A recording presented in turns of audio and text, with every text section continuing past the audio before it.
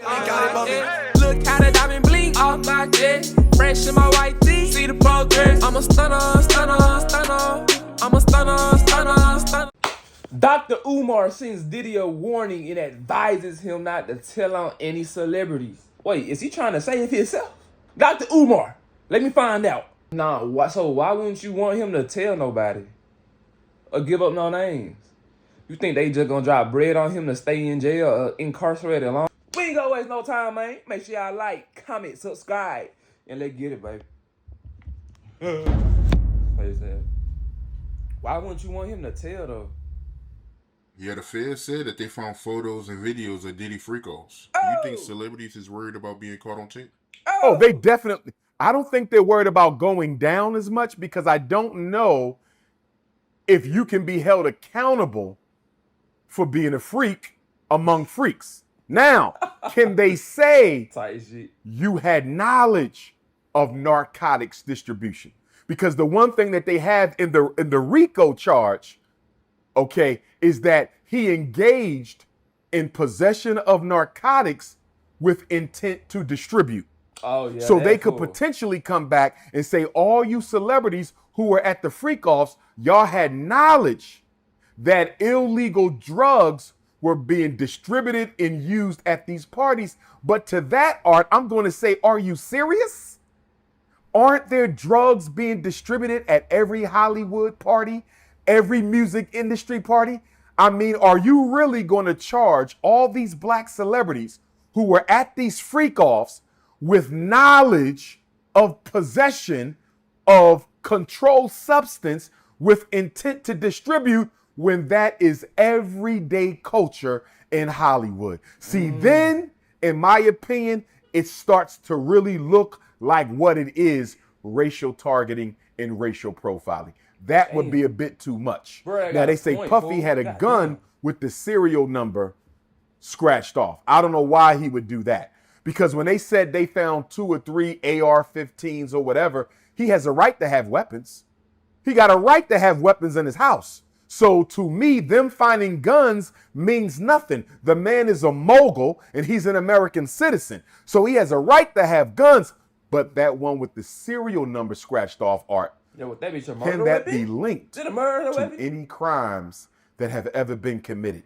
And if it can be linked to any crimes that have ever been committed, now Puffy is in hot water. Dang.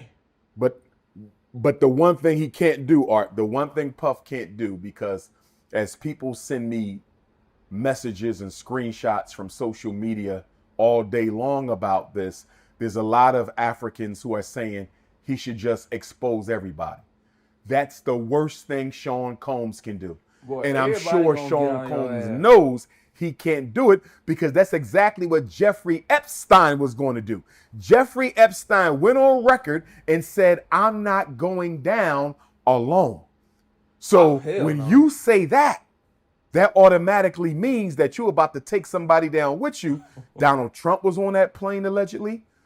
Bill and Hillary Clinton was on that plane, allegedly. A whole bunch of people was on those Jerry Epstein planes. So they killed Jerry Epstein. He was murdered, and they called it a suicide. And if they can do that to someone as powerful as a Jerry Epstein, imagine what they can do to a Sean Puffy Combs. So I think Puff knows he cannot bring nobody with him. He cannot expose anybody at all. The best thing he can do is wait until he gets out. If he ever gets out, do a tell-all movie and a tell-all book, and that'll probably make him a billionaire again. That's the only way I see Puff getting out of this, if in fact he is convicted. If Puff called me right now and said, Dr. Umar, I'm thinking about exposing these white folks, the only reason why I'm in here is because I sued Diego. I embarrassed them. I humbled them. They were forced to settle with me out of court.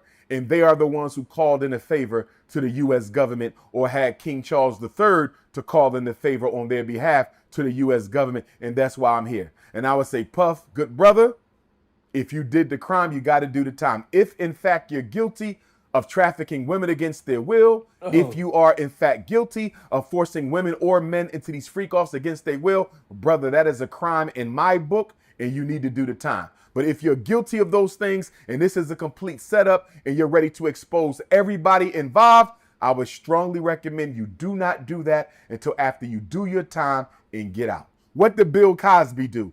After Bill Cosby got released, Bill Cosby said, I'm going to tell my story from top to bottom. He never threatened to do it in jail because he knew he would not have survived.